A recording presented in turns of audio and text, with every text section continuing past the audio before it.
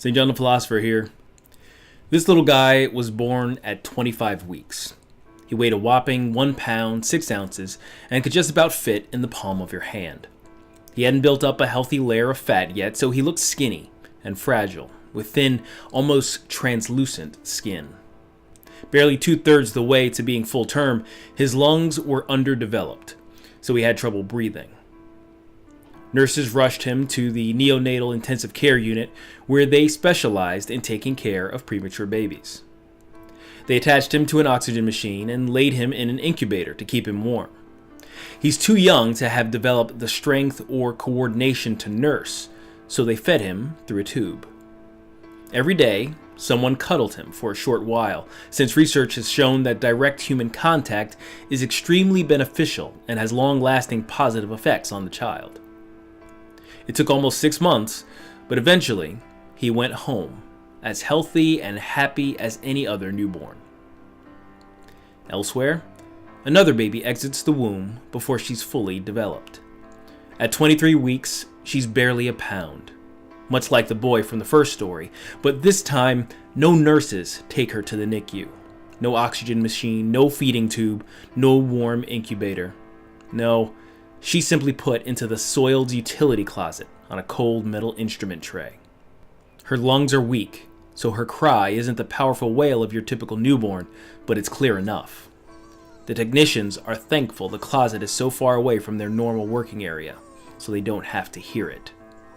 Inside, the baby squirms, reaching out with tiny hands towards help that will never come. It takes a little over an hour, but eventually, her gasps for air stop, and she dies cold and alone in the darkness.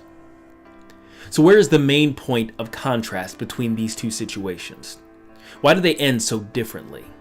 Was the girl in a third world country that lacked access to advanced medical technology and procedures? Perhaps her story took place in a less enlightened time, in some callous ancient culture. No, not at all. The only difference between these two babies is that the boy was in a hospital and the girl was in the abortion clinic down the road. It's the type of thing that the abortion lobby in America doesn't want you to think about. It's why they obfuscate with language like choice and women's health care and fight every effort to give the public a good look at the facts of the matter. But recently, government officials have inadvertently revealed themselves. At the state level, we see legislation that permits abortion all the way up to birth in New York and Virginia. And at the federal level, 44 senators voted against the Born Alive Abortion Survivors Protection Act, which would have added legal teeth to 2002's Born Alive Infants Protection Act. In their vocal opposition to this bill, they're sending a message. Requiring medical care for a baby that survives an abortion attempt isn't about a woman's so-called right to choose. It isn't about a woman's bodily autonomy or whatever other false argument used to defend the killing of the unborn. These are no clumps of cells. So now with the veil lifted, we see what the abortion debate is really about. Power. In the minds of the pro-abortion crowd, the simple declaration of wanted or unwanted is the difference between a person with value and a parasitic mass of flesh meant for the trash heap. Somewhere along the way, they realized that Roe v. Wade bestowed upon them the keys to life and death, and now they defend their ill-gotten control with all their might. Well, all that means is that we have to fight that much harder. The scourge of abortion has poisoned and dismembered over 61 million babies in the U.S. since 1973, and more every day. As some of our lawmakers push back against the tide with strong life-affirming laws, as Missouri has recently, we need to take action where we can.